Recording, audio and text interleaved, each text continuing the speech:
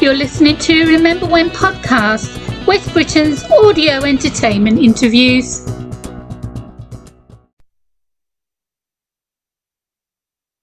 Hello everyone, Wes Britton here for Dave White Presents, and once again, I'm going to put on my Spy Master cap. Now, we've talked about James Bond many times in the past. We've had James Bond himself on, George Lazenby. We've had on legendary Bond guitarist Vic Flick. We've talked with spy novelists and writers like Deborah Lipp. But so far, we haven't had the opportunity to talk to a Bond girl. So let's do that today. Now, the name Max Vesterhalt might not leap immediately to your mind when you think of Bond girls. But she is one. She was in the 1981 film, For Your Eyes Only. And her role in that movie might have been a little bit larger had things not, gone the way they did. Well, I'm getting a little ahead of the story. Why don't I let Max talk about that?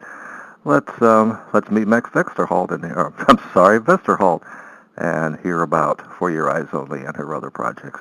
Hello, Max. How you doing today? How are you, Wes? How are you today? I'm doing pretty good. Well, I got to start back with before you got into the James Bond thing. Is it true that your career began as a supermodel? Yes, I was modeling at the time. I was having a great time. How did you get involved in being a model?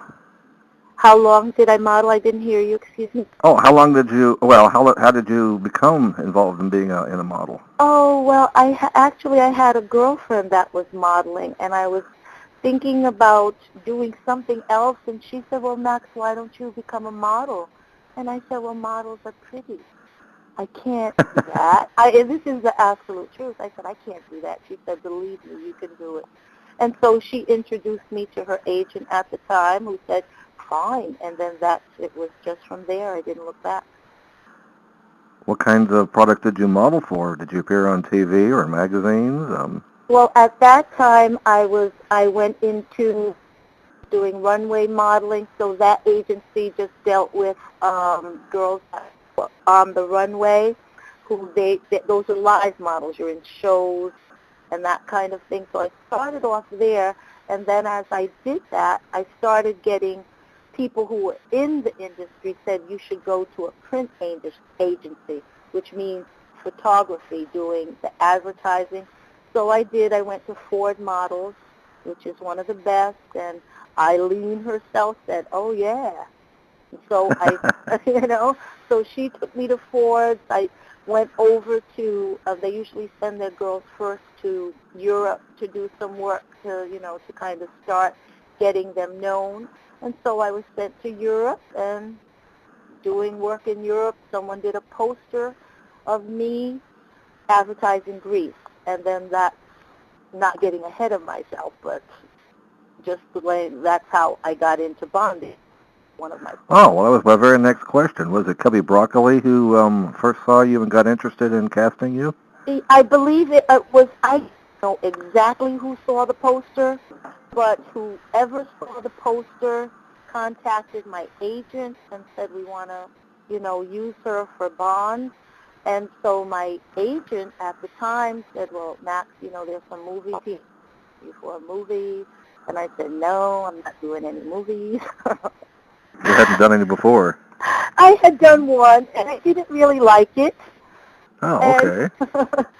And so I told him no, I didn't want to do it because generally when you're doing movies, your time slot is different than modeling, you're paid different than modeling. And so I just didn't really want to be tied down for so many hours doing something I didn't really care for. So for 3 months, she kept saying, Max, but they really want you. And I was saying, and I really don't care. And then one day I went into this. She said, I really don't understand. I mean, absolutely. I said, James Bond. I said, what? She said, it's James Bond. I said, well, why did you tell me? They hadn't mentioned that little critical detail? It was a very critical detail. And I said, well, why didn't you tell me it was James Bond? She said, I didn't tell you. I said, no. I said, tell him yes, tell him yes. Yes. So that's how it happened. Well, what happened next? Yeah, it was. What happened next? So after that, what happened next? Oh, I was in Greece at the time, and so they were coming. They were going to do some scenes in Greece. They had the post had done was called "There's No Place Like Greece," and I was the girl on the poster. So they had one idea of what I look like. Well, models, that's our job, to look what the client wants us to look like.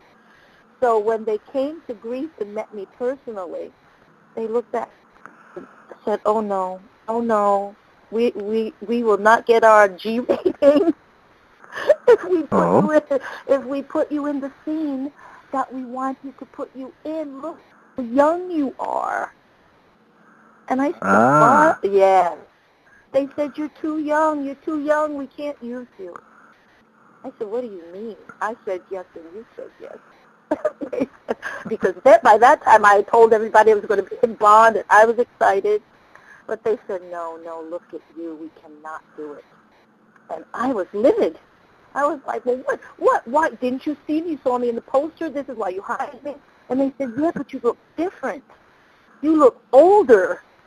I said, well, that's my job. Hire me. I can be anything you want me to be.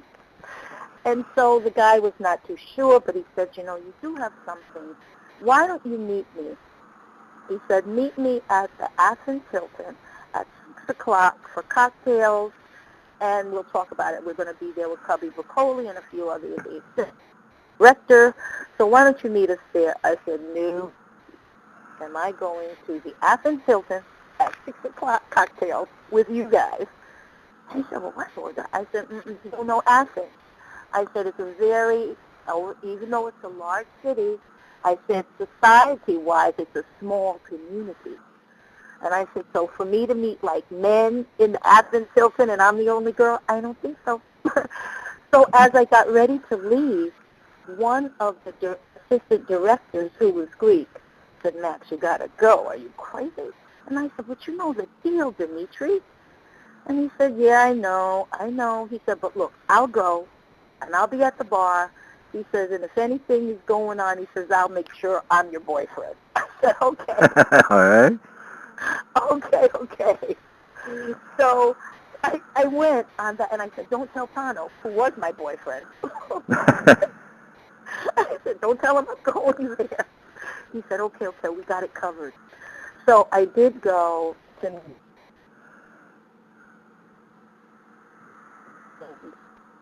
I was there at this table, and I was like, what am I doing here? These were really heavy hitter, hot guys. They were so different than everybody else that was in that room. And me looking like I was like 12, I was sitting there, and they decided to play this game where you would have to, someone would say, okay, this is the scene set up. This is what happened in the scene. And then the other people were to name the movie, name the main players of the movie, and what year it was done. So they're playing the game and just ignoring me. And I'm saying, what am I doing here? I'm going to be talked about, And I'm like looking up in the air. I had no idea what to do. And then finally I said, I want to play the game. And they looked Yeah, that's what I was thinking. Yeah, they were like, why are you talking? And I insisted, no, I have to play the game. So it was like, okay, let us have one. And it was just such an odd happening. So I asked this question. I said, when did Marlene Dietrich kiss another woman as if she were a man? Who were the main players and what year it was made? They looked at me like, what? And they couldn't get it. They could not get the answer. And they went about, and I just sat there, and I was like, okay. And so Gotcha. Finally they said, okay, tell us the answer. And it was Marlene Dietrich. It was Adolph Menjou and Gary Cooper, they were the stars. and the film was, and no, I can't recall the name of the film right Oh, no. I know. Can you believe it? It just went out of my head, just like that. Morocco, maybe it was Morocco, El Morocco, something like, I believe it was, it'll come to me. Oh, God, it'll have to come to me. But anyway, so they couldn't get it, and it was made in 1933. And so then that's when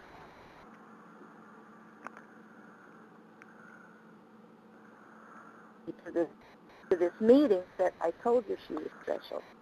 I told you she had something special, and we got to use her. We got to find a place for her in this film. And then that's what they did.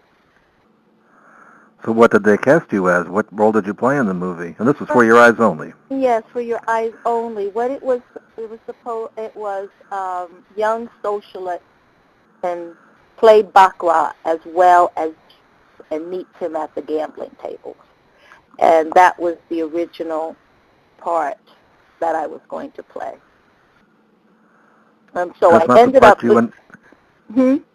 I was going to say, but that's not the part you ended up doing, is it? Well, I did end up being, I did. I was at the casino. I was in the casino playing baccarat at the table. They changed the story about a bit because there was something happening during For Your Eyes Only.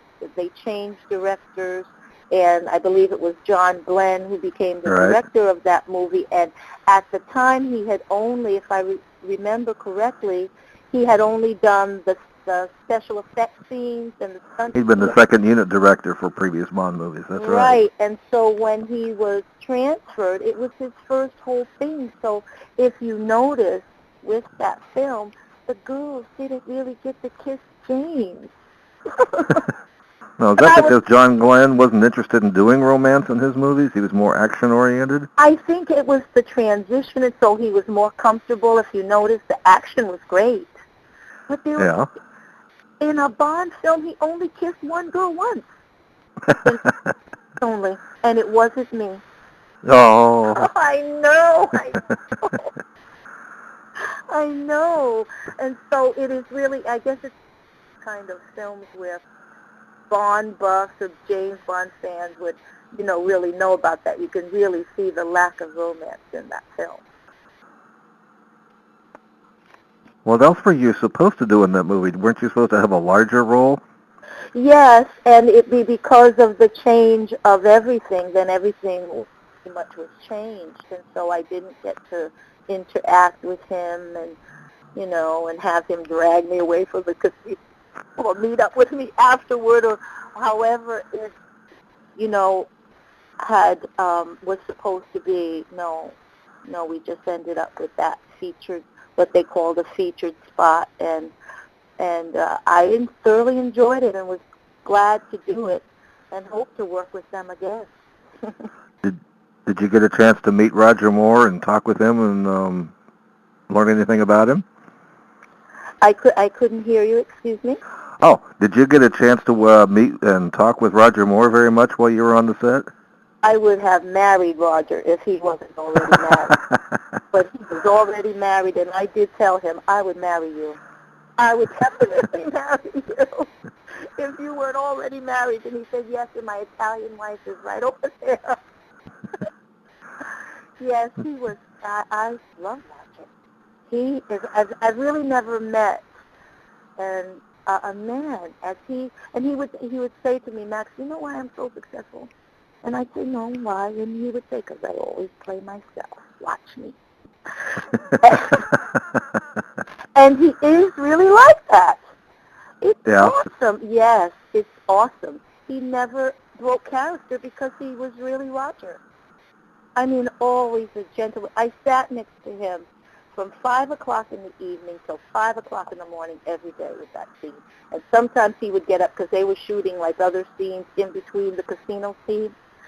So the other scene that was in there where he did it, where it was outside having the meal with when they were going between the villain and the hero, and he was doing that scene with the casino scene, and then there was another one I believe he was shooting. So he'd have to get up and maybe go do another scene while I was still in the casino scene. But no, so for nearly 2 weeks, I was sitting next to him every night for all those hours.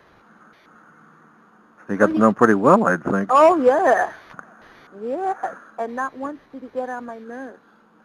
That's always a good thing. No, not once. Not once at all. Not once. And that's amazing.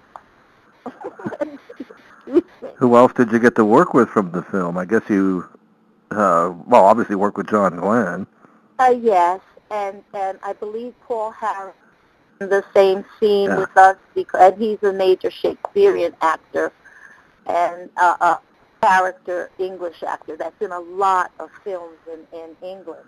And Cassandra Harris. Yes. She was the same scene with me also, and she was married to Pierce Brosnan at the time. Yeah. Which is really awesome. One of those 6-degree things. Yes, that's right. That's right. Mm-hmm.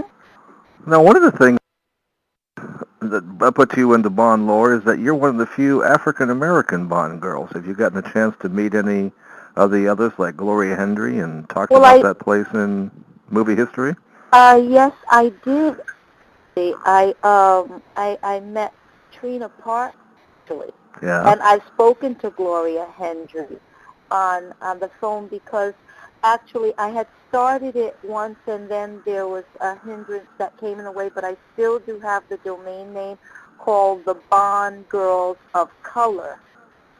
Oh, yeah? And this is not just for African Americans.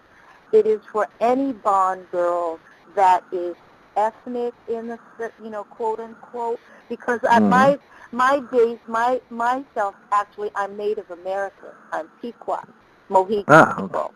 Yes, with the African American in me, but the highest percentage of me is Native American. And so it came to me, and I saw this, and I just said, a lot of times, just in my history, people just, for some reason, they think Bond, and they very rarely go to those of us of color. And I was sitting, and when I was watching the film that I was in, once I was looking at it, I said, God, I look like Roger. We don't look any different.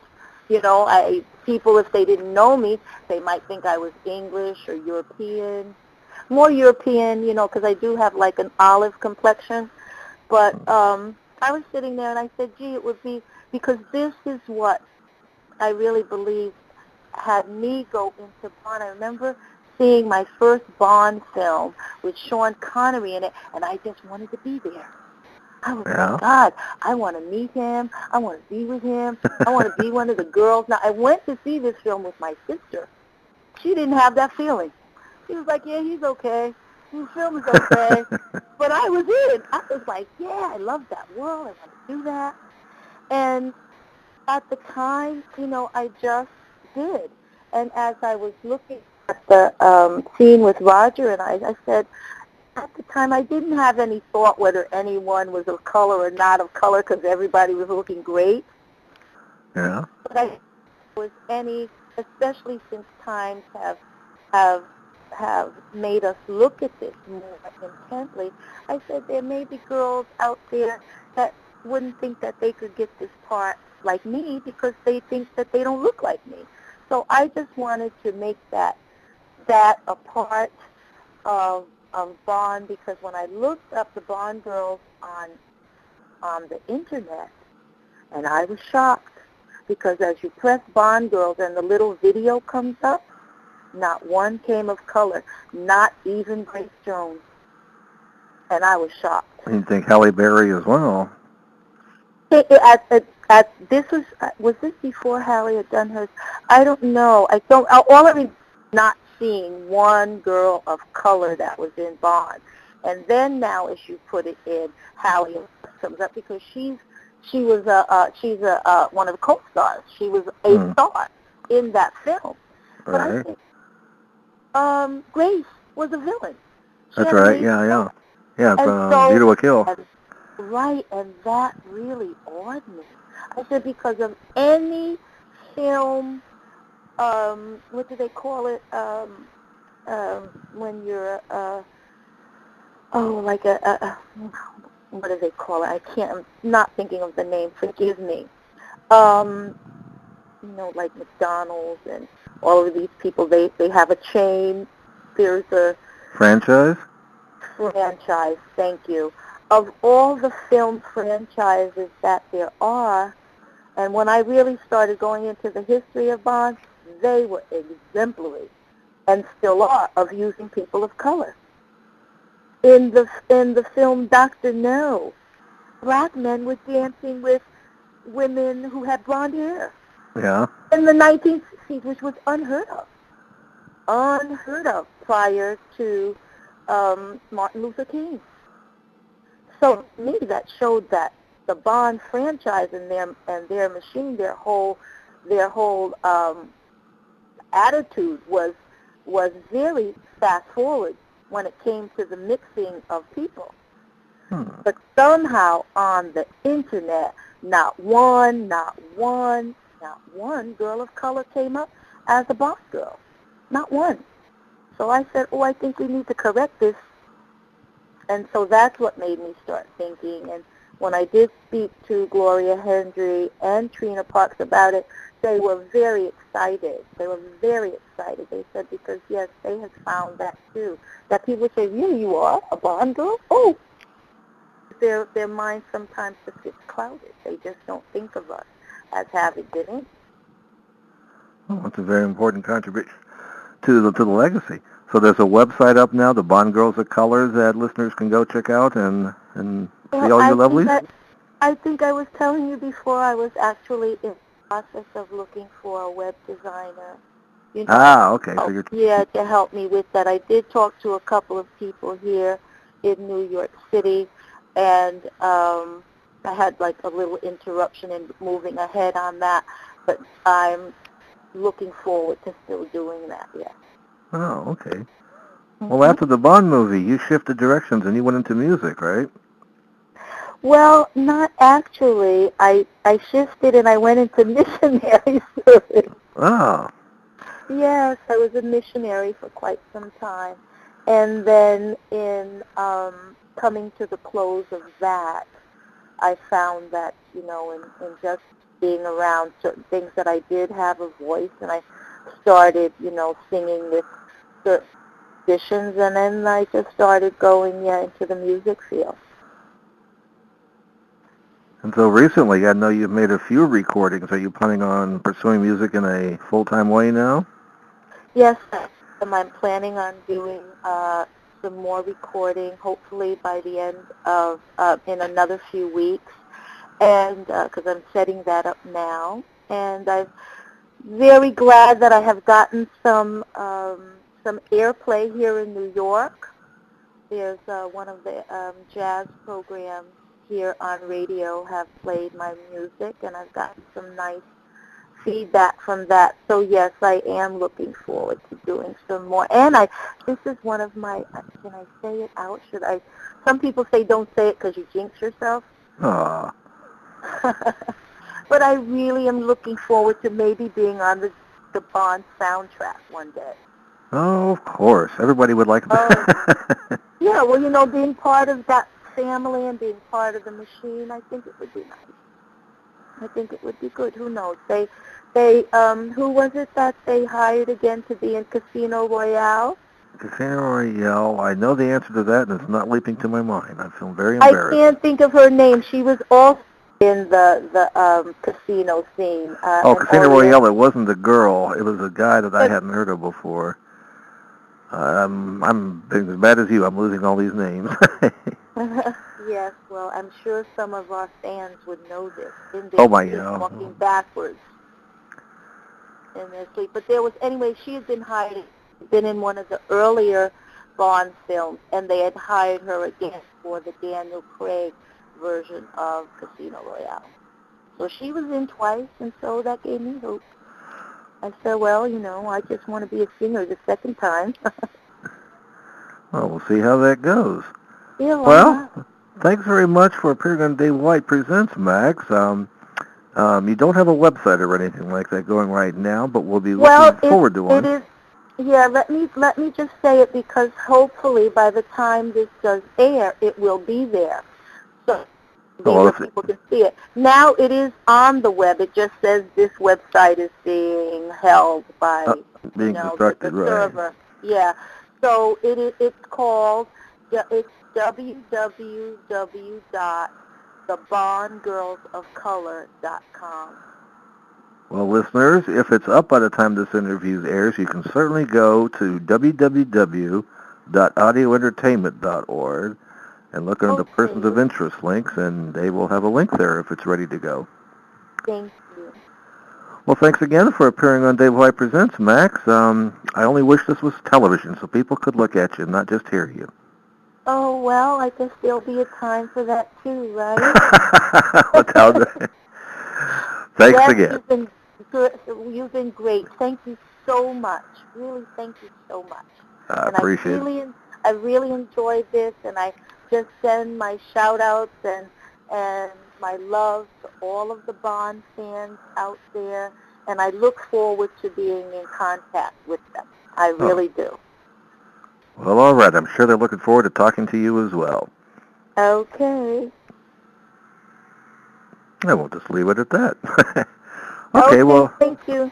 Okay, I'll hang up now, and then whenever you get around to doing the print interview, just answer the questions I sent you, and if you want to add on anything we said, great, and we'll do that too. Okay, I'll do that. And Wes, I really thank you, and I thank Matt for making the connection. And also, too, I remembered what you were saying about the fellow who does the guitar. So I will be in contact with you so I can get him some of the music. Oh, you mean Vic Flick? Or was What's it Tom? Name? I forgot which name you mean. Was it Vic Flick or was it Tom Pervania? Vic Flick. It was. Do both of them play guitar? Yes. Because there was the one. I believe you were telling me. Oh gosh, Pierce Brosnan's face just flew up on the screen as I'm talking to you on the television screen. It was one of the guitar players. I think he played with Bond somewhere. Yeah, that'd be Vic Flick. Okay, him. Yeah. Yeah, I would really like to send him my music and see what he thinks of it. FLIGHT007 at AOL.com. Hold on for a second. Let me write that down. Forgive me.